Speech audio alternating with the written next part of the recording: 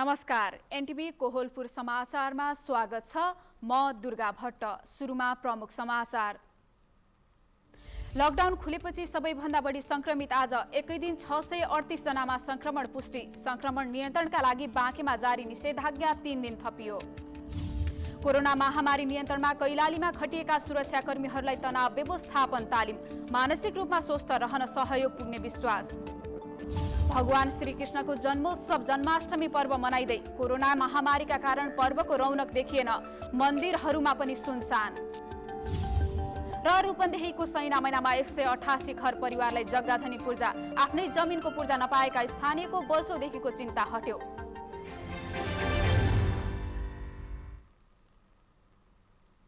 समाचार अब विस्तारमा। नेपालमा कोरोना भाइरसको संक्रमण दर बढेको छ। सरकारले लकडाउन खोलेपछि आज सबैभन्दा बढी संक्रमितहरू भेटिएका छन्। पछिल्लो 24 घण्टामा नेपालमा थप 638 जना संक्रमित भएका छन्। संक्रमणलाई जितेर घर फर्किनेहरूभन्दा संक्रमित हुनेको संख्या लगातार बढेको स्वास्थ्य तथा जनसंख्या मन्त्रालयको तथ्याङ्कले बताउँछ।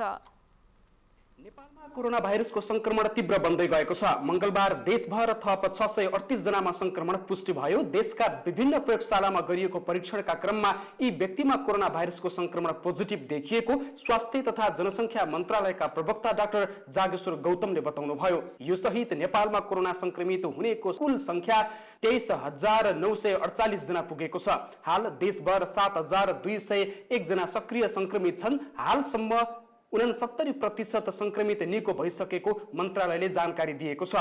पछिल्लो 24 घण्टामा कोरोना मुक्त हुनेको संख्या 171 मात्रै छ। हालसम्म 16,664 उपचारपछि निको भएर घर फर्किएका छन्। मन्त्रालयका अनुसार देशभर आइसियुको संख्या 1,134 मात्र रहेको छ भने भेन्टिलेटरको संख्या 576 रहेको छ। अहिलेको परिस्थिति जटिल बन्दै गए यो संख्याले नपुग्ने मन्त्रालयले बताउँछ। प्रदेश विवरण अनुसार प्रदेश नम्बर 5 मा 71 जनामा संक्रमण देखिएको छ। यो सँगै प्रदेशमा कुल संक्रमितको संख्या 4,762 पुगेको छ। सुदूरपश्चिम प्रदेशमा मंगलबार 10 जना नयाँ संक्रमित थपिएर कुल संक्रमितको संख्या 4,749 पुगेको छ। त्यसमध्ये उपचारपछि निको भएर घर फर्किनेको संख्या 4,041 जना छन्। सुदूरपश्चिम प्रदेशमा 10 जनाको मृत्यु भइसकेको छ। कर्णाली प्रदेशमा पनि मंगलबार 8 जनामा संक्रमण देखियो। यो सँगै प्रदेशमा कुल संक्रमितको संख्या 2011 जना छ। त्यसमध्ये 1,891 जना निको भएर घर फर्किएका छन् भने प्रदेशमा अहिलेसम्म 6 जनाको मृत्यु भइसकेको छ। यसैबीच बाँकेमा विगत 10 दिनदेखि जारी निषेधाज्ञा 3 दिन थप गरिएको छ। लगातारको निषेधाज्ञाकै बीचमा कोरोना संक्रमितको संख्या बढ्दै गएपछि जिल्लामा पुनः 3 दिन निषेधाज्ञा लम्ब्याउने निर्णय भएको हो। मंगलबार मात्रै बाँकेका 51 जनामा संक्रमण पुष्टि भएको स्वास्थ्य मन्त्रालयले जनाएको छ। संक्रमितको संख्या बढेपछि जिल्ला कोभिड-19 संकट व्यवस्थापन केन्द्रको मंगलबार बसेको बैठकले आगामी शुक्रबार राति 12 बजेसम्मको लागि निषेधाज्ञालाई निरन्तर राख्ने र परीक्षणको दायरा बढाउने निर्णय गरेको बाँकेका प्रमुख जिल्ला अधिकारी रामबहादुर कुरुम्बाङले जानकारी दिनुभयो।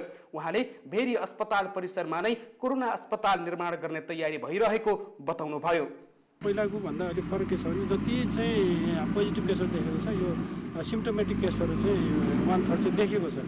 त्यसकारण चाहिँ उहाँहरूलाई चाहिँ अब आइसोलेसन पनि छुट्टै खालको चाहिँ अब कोरोना अस्पतालमै राख्नुपर्ने हुँदाखेरि त्यो व्यवस्थापन चाहिँ हामीले भिरल अस्पतालको छुट्टै ब्लकमा चाहिँ गर्नुपर्ने भनेर हामी सुरु गरिरहेका छौँ। सम्भवतः यो भोलि अब पर्सिसम्म पुगिसक्छ। बाँकेमा 5 जना चिकित्सक पनि संक्रमित भई आइसोलेसनमा छन्। नवीन नेपाली, एनटिभी कोहलपुर। यसैबीच नेपालगञ्ज मेडिकल कलेज शिक्षण अस्पताल कोहलपुरमा उपचारको क्रममा गत आइतबार मृत्यु भएका कोरोना संक्रमित व्यक्तिको शव व्यवस्थापन गरिएको छ। अछाम चौरपाटीका 50 वर्षीय संक्रमित पुरुषको शव व्यवस्थापनको लागि कोभिड-19 को मापदण्ड अनुसार नेपाली सेनाले परिवारको सहमतिमा व्यवस्थापन गरेको हो। बाँकेका प्रमुख जिल्ला अधिकारी रामबहादुर कुरुम्बाङको उपस्थितिमा नेपाली सेनाको भैरव प्रसाद गणको तालिम प्राप्त टोलीले शवलाई विशेष सावधानी अपनाउँदै बाँकेको राष्ट्रिय वन क्षेत्रमा गाडेको छ। कोभिड-19 को शव व्यवस्थापन निर्देशिका अनुसार नेपाली सेनाले शव व्यवस्थापन गर्ने उल्लेख गरिए अनुसार सेनाले व्यवस्थापन गरिएको प्रमुख जिल्ला अधिकारी रामबहादुर कुरुम्बाङले बताउनुभयो। र यो डेथ बडी म्यानेजमेन्टलाई पनि अलिकति समस्या देखिएको छ। अब पब्लिकहरूले कसैले पनि सपोर्ट गरेको छैन। खालि हामीले चाहिँ अब यो छापामार शैलीमा चाहिँ यो लास कोरोना पोजिटिभहरूको चाहिँ लासको म्यानेजमेन्ट चाहिँ नेपाली सेनाको अगुवाईमा भइरहेको छ अहिले देख्न सकिन्छ। अस्पतालमा आइतबार नै कोहलपुर 2 की 70 वर्षीय एक महिलाको मृत्यु भएपछि नेपाली सेनाको टोलीले नै शव व्यवस्थापन गरेको थियो।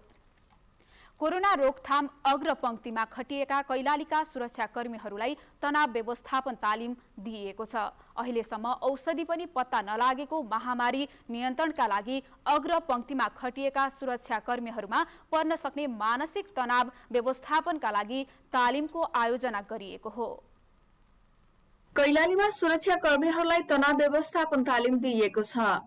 कोरोना महामारीमा सुरक्षाकर्मी अग्रपंक्तिमा रहेर काम गरिरहेकोले उनीहरूमा मानसिक असर नपरोस् भन्नका लागि तनाव व्यवस्थापन तालिम दिइएको हो। सुदूरपश्चिम प्रदेश प्रहरी कार्यालय दिपायलको आयोजनामा प्रहरी निरीक्षक डाक्टर बबिता कजमेरले प्रहरीहरूलाई तालिम दिनु भएको हो।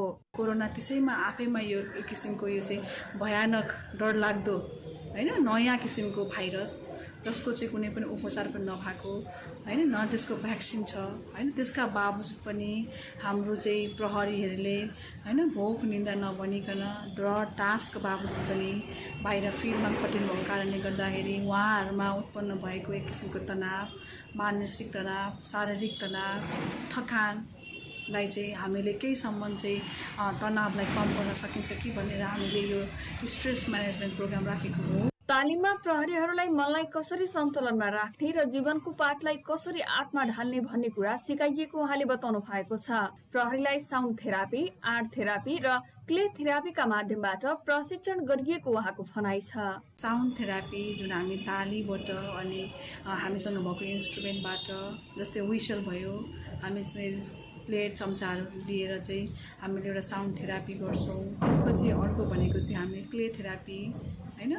यसमा चाहिँ हामीले आफ्नो सोल म भनेको को हो हैन, हामी अभावमा पनि कसरी हामी चाहिँ बाँच्नुपर्छ हैन, विभिन्न तनावहरू आउँछन् आफ्नो कार्यक्षेत्रमा त्यसलाई कसरी चाहिँ त्यसलाई पार्ट अफ लाइफलाई चाहिँ कसरी आर्ट अफ लाइफमा हामीले ढाल्नुपर्छ भन्ने कुराहरू चाहिँ हामी उहाँहरूलाई सिकाउँछौँ। नराम्रा विचारहरूले मानिसहरूलाई कमजोर बनाउने र उनीहरूलाई मानसिक रूपमा कमजोर बनाउने भएकोले सदैव सकारात्मक विचार मनमा ल्याउनु पर्ने उहाँले सुझाव दिनु भएको छ। निर्मला खरायत, एनटिभी कोहलपुर, सुदूरपश्चिम प्रदेश, कैलाली। समाचारको क्रम जारी नै छ। अहिलेलाई एकैछिनको विश्राम।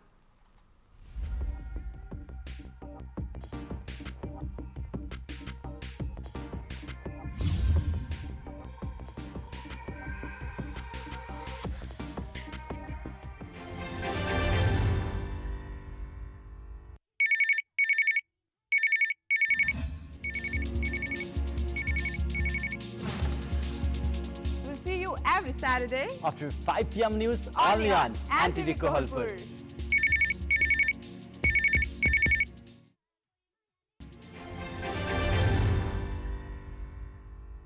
विश्रामपछि समाचारमा पुनः स्वागत छ। अब बाँकी समाचार। कर्णाली प्रदेश सरकारका मुख्यमन्त्री महेन्द्र बहादुर शाहीले प्रदेशका मन्त्रीहरूसँग कार्य सम्पादन तथा मूल्याङ्कन करार सम्झौता गर्नुभएको छ। मुख्यमन्त्री शाहीले चालू आर्थिक वर्षको वार्षिक बजेट खर्च वृद्धि गर्न मन्त्रीहरूसँग कार्य सम्झौता तथा मूल्याङ्कन करार सम्झौता गर्नुभएको हो। कर्णालीमा बजेटको कार्यान्वयन पक्षको कार्य प्रगतिको साप्ताहिक रूपमा रिपोर्टिङ गर्न र अनुगमनलाई कडाई गर्ने उद्देश्यले कार्य सम्पादन करार सम्झौता गरिएको भौगोलिक विकटता, कर्मचारी अभाव र कोभिडले निम्त्याएका समस्याहरूबीच सरकारले उपलब्धि हासिल गर्नका लागि कार्य सम्पादन करार सम्झौता गरिएको मुख्यमन्त्री शाहीले बताउनु भएको छ। एउटा सफ्टवेयर चाहिँ हामीले बनाएर तुरन्त इन्ट्री गर्छौँ। त्यो माथि केन्द्रले पनि सुरु गरेका चाहिन्छ, अघिल्लो वर्ष सुरु गरेका चाहिन्छ। हाम्रा सबै योजनाहरू त्यो सफ्टवेयरमा इन्ट्री हुन्छ र कुन योजनाको कार्य प्रगति कति भयो भन्ने कुरा हामीले वार्षिक हामीले त्यो सफ्टवेयरलाई चाहिँ हामीले त्यसलाई सार्वजनिक चाहिँ हामीले गर्छौँ र त्यही सफ्टवेयरले नै भन्छ कति प्रतिशत कामहरू चाहिँ भयो भन्ने कुरा।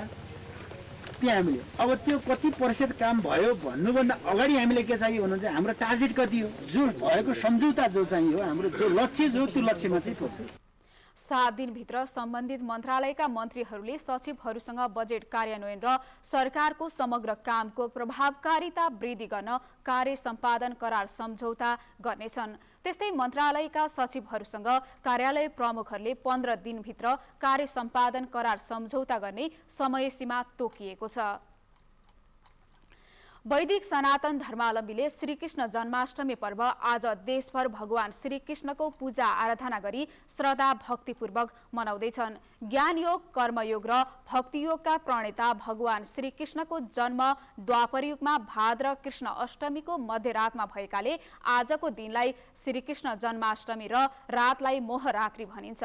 आज श्रीकृष्ण मन्दिरमा भगवान श्रीकृष्णको पूजा आराधनाका साथै रातभर जागराम बस्ने पनि प्रचलन छ। राक्षसी प्रवृत्तिबाट मानवको रक्षा गर्न विष्णुको 8औं अवतारका रूपमा जन्मनुभएका श्रीकृष्णलाई सत्य र सत्कर्मको प्रतीक मानिन्छ। श्रीकृष्णले पुतना, कंस, जरासन्ध र शिशुपाल जस्ता दानवी प्रवृत्तिको संहार गर्नुभएको पौराणिक ग्रन्थमा उल्लेख छ। स्वयं श्रीकृष्णका मुखारबिन्दुबाट व्यक्त श्रीमद् भागवत गीता पवित्र ग्रन्थ मानिन्छ। श्रीकृष्ण जन्माष्टमीका दिन आज देशभरका कृष्ण मन्दिरहरूमा ठूलो मेला लाग्ने गरेकोमा यस वर्ष कोरोना भाइरसको संक्रमणका कारण मन्दिरहरूमा दर्शनार्थीको भिड छैन। यसैबीच कृष्ण जन्माष्टमी पर्वका अवसरमा आज तराई मधेसका थारू समुदायले भने अष्टमीकी पर्व मनाउने गर्दछन्। आजका दिनमा घरमा भित्ताहरूमा भगवान कृष्णका विभिन्न आकृतिहरूको तस्बिर बनाएर थारू समुदायका महिलाहरूले व्रत र उत्सव गरी 2 दिनसम्म यो पर्व मनाउँदैछन्। विगतका वर्षहरूमा कैलालीमा श्रीकृष्ण जन्माष्टमी धुमधामका साथ मनाइने गरिएको थियो, तर यस वर्ष कोरोनाको प्रभाव पर्वहरूमा पनि देखिएको छ। धनगढीमा रहेको नैनादेवी मन्दिरमा जन्माष्टमीका राति 12 बजेसम्म भक्तजनहरू कृष्ण भगवानको आराधना गरेर बस्ने गर्दथे, तर यस वर्ष धेरै भक्तजनहरूले घरमै कृष्ण भगवानको पूजा गरेका छन्। मन्दिर व्यवस्थापन समितिले पनि यस वर्ष औपचारिक कुनै कार्यक्रमको पनि आयोजना गरेको छैन। नैनादेवी मन्दिरका पुजारी भूमिराज जोशीका विगतका वर्षहरूमा भक्तजनहरूको भिड लाग्ने मन्दिरमा यस वर्ष भक्तजनहरूको आवागमन निकै कम भएको बताउनुहुन्छ। मन्दिर व्यवस्थापन समितिले पनि सबै कार्यक्रमहरू स्थगित गरेको छ। बाध्यता पनि हो हैन। भगवान त आत्मामा छ हैन, परिस्थिति अनुसार चल्नुपर्छ। जस्तै भगवानलाई खोज्न त सबभन्दा चाहिँ मन हो, मनले नै भगवान पाउने हैन। अब मन बस गरेर घरमै भगवानलाई अगाडि ध्यान गरेर बस्दा पनि भयो। आज कोरोनाको डर छ नि त, अब सबैलाई प्राण प्यारो हुन्छ। 200 वर्षदेखि निकालिँदै आएको पाल्पाको प्रसिद्ध भगवतीको सिन्दुर जात्रा यसपटक औपचारिकताका लागि मात्रै आयोजना गरिने भएको छ। नेपाली सेनाले अंग्रेजलाई युद्धमा हराएको सम्झनामा 200 वर्षदेखि मनाइँदै आएको रणउजेश्वरी भगवतीको सिन्दुर जात्रा कोरोना भाइरसको त्रासका कारण यस वर्ष ननिकालिने भएको छ। प्रत्येक वर्ष भाद्र कृष्ण नवमीका दिन विजय उत्सवका रूपमा जिल्ला सदरमुकाम तानसेनमा सिन्दुर जात्रा निकाल्ने गरिँदै आएको थियो, तर कोरोनाको जोखिमका कारण मन्दिर परिसरमा मात्र भगवतीको प्रतिमूर्ति परिक्रमा गरेर विजय उत्सव मनाइने तयारी भएको भगवती गुठीका अध्यक्ष राजेश्वर उदयले बताउनुभयो। पाल्पाली सेना र इस्ट इन्डियाको फौजबीच लडाई भएको नुवाकोट बुटवल क्षेत्रको युद्धमा अंग्रेज फौजलाई नेपाली सेनाले पराजित गरेको खुसियालीमा पाल्पामा रथयात्रा गरिँदै आएको छ।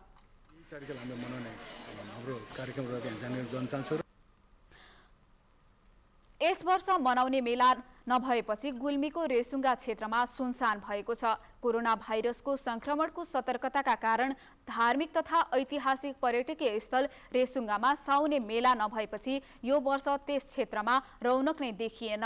जिल्लाको सदरमुकाम तमघास अग्लो शिरमा पर्ने ऐतिहासिक तपोभूमि रेसुङ्गामा मन्दिर व्यवस्थापन समितिले साउनभर 1 महिनासम्म मेला आयोजना गर्दथ्यो।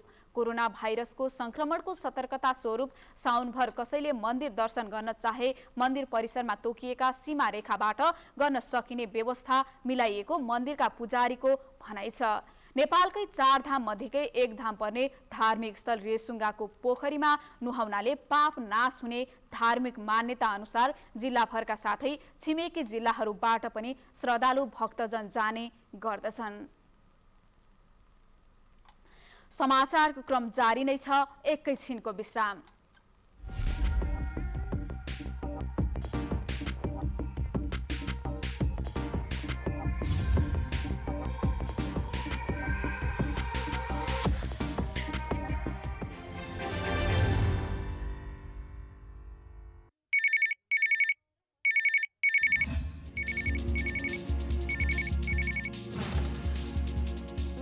every Saturday after 5 p.m. news only on NTV Kohalpur.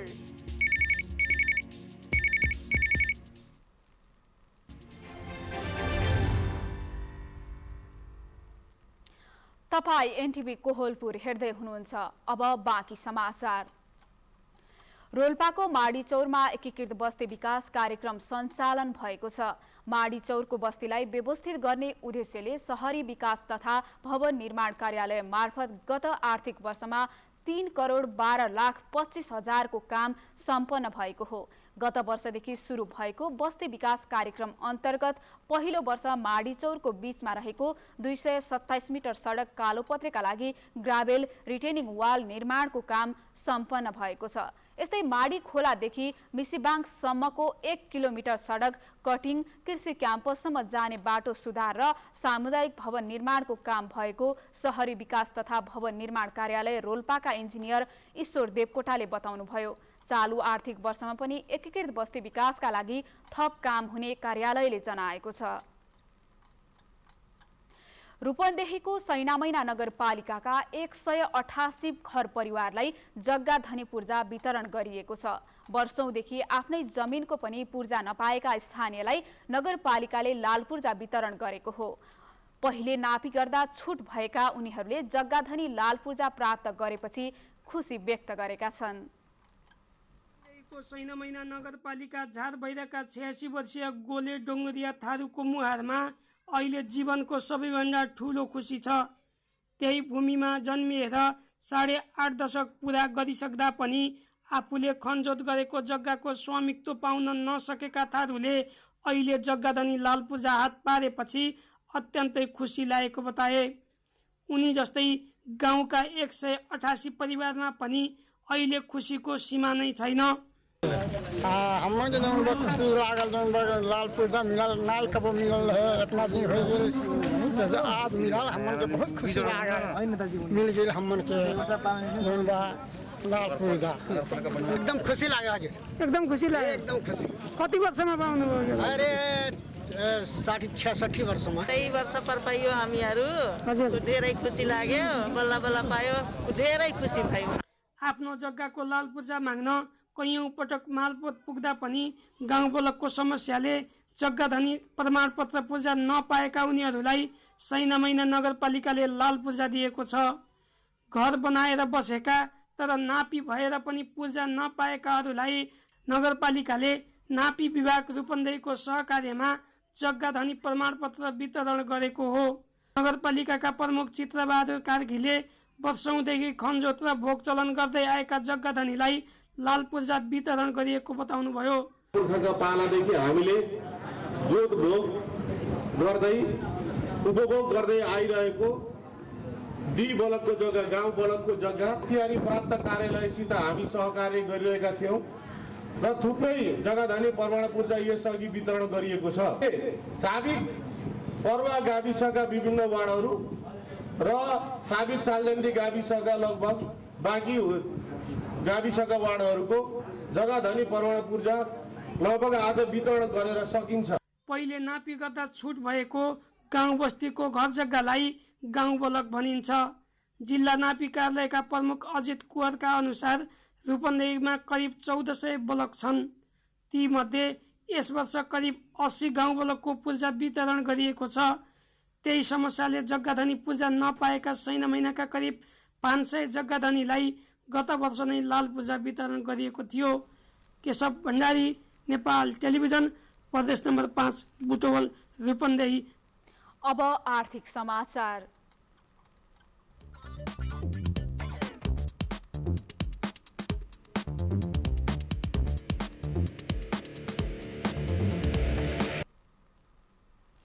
थोरै लगानी र मेहनतबाटै राम्रो आम्दानी लिन सकिने भएपछि सल्यानमा जुनसुकै पेसा र व्यवसाय गरेका मानिस पनि पछिल्लो समय मौरी पालनतर्फ आकर्षित भएका छन्। एक वर्षमा 7 लाख रुपैयाँसम्म आम्दानी हुने भएपछि युवाहरू समेत मौरी पालन गरिरहेका छन्। झिगानेका नारायण ओली पेसाले शिक्षक भए पनि मौरी पालनमा व्यस्त रहँदै आउनु भएको छ। बन्दाबन्दीका समयमा उहाँले 80 घार मौरी थप्नु भएको छ। मौरी घार गोला बेचेर पनि यस बीचमा 4 लाख आम्दानी गर्नुभएको छ। लगभग मह र गोला बिक्रीबाट हाम्रो वर्षेनिक 7-8 लाख रुपियाँ कहीँ जानु पर्दैन, कहीँ पनि जानु पर्दैन। त्यति हाम्रो एकदम मुनाफा हो, लगानी बाहेकको नाफा हाम्रो मेहनत भनेको, त्यो लगानी भनेको हाम्रो मेहनत छ। जिघानेकै उमेश कडेल पनि शिक्षक हुनुहुन्छ। उहाँले शिक्षणसँगै मौरी पालन गरिरहनु भएको छ। बन्दाबन्दीको समयमा मौरीलाई हेरचाह गर्न सजिलो भएको छ। पहिला त अब यसमा अनुभव लिँदै जाँदाखेरि तपाईँको अब केही टाइम पनि लाग्दो रहेछ, केही अब अनुभव नभएर आफ्नै कारणले मौरीहरूलाई पनि डिस्टर्ब हुँदो रहेछ। त्यो सबै अनुभव अहिले पाइसकेपछि अब मौरी सम्बन्धी त्यस्तो केही समस्या छैन। वार्षिक मेरो तपाईँको 4 लाख रुपियाँ छ सर आम्दानी। थोरै लगानी र मेहनतमा राम्रो आम्दानी हुने भएपछि यहाँका धेरै युवाहरू मौरी पालन व्यवसायमा लाग्न थालेका छन्। यसमा युवाको आकर्षण बढ्दै गएकाले पकेट क्षेत्रका रूपमा मौरी पालनलाई विकास गर्न कृषि विकास कार्यालयले बलक र पकेट कार्यक्रम सञ्चालन गरेको छ। सल्यान जिल्ला कृषकहरू चाहिँ लामो समयदेखि मौरीको काम गर्नुभएको र एकदम अनुभवी हुनुभएको कारणले गर्दाखेरि अहिले सल्यान जिल्लाबाट रुकुम, जारकोट र सल्यानकै विभिन्न भागहरूमा मौरी गोला र मौरी घार पनि वितरण गर्नुभएको छ। र यसबाट करिब चाहिने मौरी गोलाबाट 8 लाख जति चाहिँ उहाँले आर्थिक लाभ लिन सफल हुनुभएको छ भने मौरी घार, आधुनिक मौरी घारबाट पनि 60 लाख जति करिब उहाँले चाहिँ आम्दानी लिन सफल हुनुभएको छ। सल्यानका किसानले मह बेचेर वार्षिक करिब 2 करोड आम्दानी गर्दै आएका छन्। सल्यानमा मौरी पालन व्यवसायका लागि हावापानी उपयुक्त रहेको पाइएकाले यसमा सरकारवालाले लगानी बढाउन आवश्यक छ। प्रतीक इच्छुक शर्मा, नेपाल टेलिभिजनका लागि कर्णाली प्रदेश, सल्यान। पश्चिम सुर्खेतको पञ्चपुरी नगरपालिका वडा नम्बर 8 दुलाल थाईमा व्यावसायिक लोकल कुखुरा पालन सुरु गरिएको छ। कालीकोटमा 80,000 को एनजिओको जागिर छोडेर ध्रुव बोगटीले व्यावसायिक लोकल कुखुरा पालन सुरु गर्नु भएको हो। जागिरमा रहँदा भ्रमणमा गएको बेला लोकल कुखुराको व्यवसाय राम्रो देखेपछि जागिर छाडेर व्यवसायमा होमिएको बोगटीको भनाइ छ। कर्णाली एग्रो फर्म सञ्चालन गरी काठमाडौँ र चितवनबाट लोकल कुखुराका चल्ला ल्याएर व्यवसाय सञ्चालन गरिएको बोगटीले बताउनुभयो। 35 लाख रुपैयाँ लगानीमा सञ्चालन गरिएको व्यवसायबाट पहिलो लटमा 1000 कुखुरा बिक्रीबाट 4 लाख रुपैयाँ आम्दानी गरेको बोगटीले जानकारी दिनुभएको छ। एनजिओमा जागिर छोडेर राम्रै जागिर थियो। प्रोग्राम कोअर्डिनेटर भनेको कार्यक्रम संयोजक राम्रै जागिर थियो। जागिर गर्नुभन्दा अब यतातिर 2-4 जना जागिर पनि दिन सकिने र आफूले पनि राम्रो लाभ लिन सकिने भन्ने बुझेर हामी यो पेसातिर आयौँ। यसमा अहिले हामीले हालेको फर्स्ट लट चाहिँ बेच्यौँ। फर्स्ट लट योभन्दा अघिल्लो लट चाहिँ हामीले 1000 कुखुरा हालेर 850 बेचेका थियौँ। फाइदा लगानीबाट जस 40% जति हाम्रो फाइदा हुन्छ। जस्तै 10 लाखको लगानी गऱ्यो भने त्यसमा 40% चाहिँ नाफा हुन्छ। उत्पादन भएका कुखुराहरू कर्णालीका सुर्खेत सहित कालीकोट र जुम्लासम्म निर्यात भइरहेका छन्। बजारमा अत्यधिक माग रहे पनि माग अनुसारको उत्पादन गर्न नसकिएको सञ्चालकको भनाइ छ। अब खेलकुद समाचार।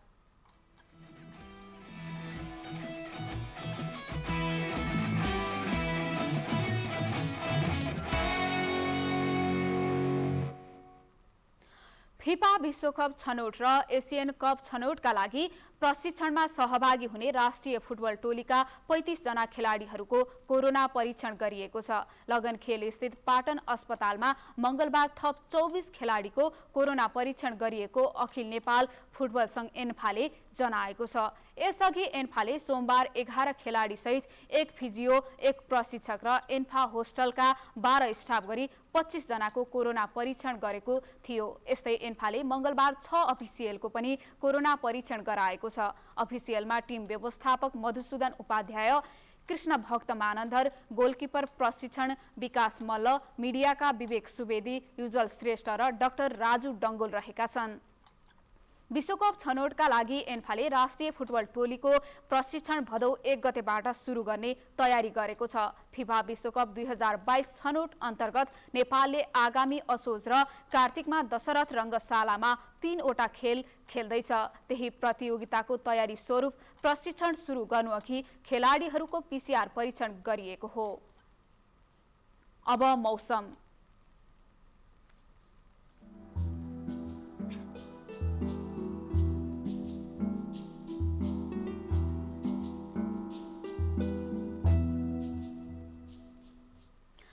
आज राति कर्णाली प्रदेश र सुदूरपश्चिम प्रदेशका केही स्थानहरूमा भारी वर्षाको सम्भावना रहेको जल तथा मौसम विज्ञान विभागले अनुमान गरेको छ। विभागका अनुसार भोलि दिउँसो देशका अधिकांश क्षेत्रमा मेघ गर्जन र चट्याङ सहित हल्कादेखि मध्यम वर्षाको सम्भावना रहेको छ।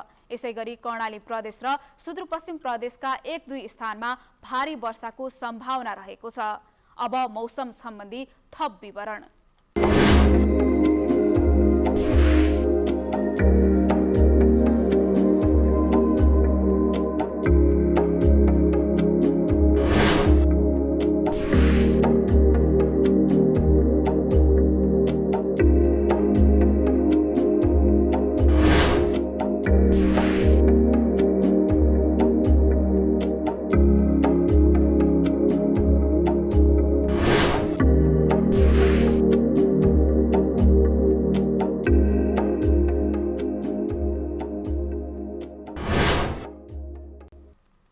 समाचारको अन्त्यमा प्रमुख समाचार पुनः एकपटक। लकडाउन खुलेपछि सबैभन्दा बढी संक्रमित आज एकै दिन 638 जनामा संक्रमण पुष्टि। संक्रमण नियन्त्रणका लागि बाँकेमा जारी निषेधाज्ञा 3 दिन थपियो। कोरोना महामारी नियन्त्रणमा कैलालीमा खटिएका सुरक्षाकर्मीहरूलाई तनाव व्यवस्थापन तालिम। मानसिक रूपमा स्वस्थ रहन सहयोग पुग्ने विश्वास। भगवान श्रीकृष्णको जन्मोत्सव जन्माष्टमी पर्व मनाइँदै कोरोना महामारीका कारण पर्वको रौनक देखिएन। मन्दिरहरूमा पनि सुनसान।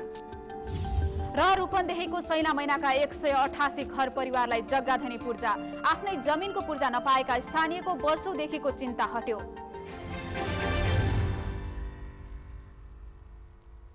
हवस् त अहिलेलाई समाचारको सिलसिला यति नै। बिदा दिनुहोस्। नमस्कार।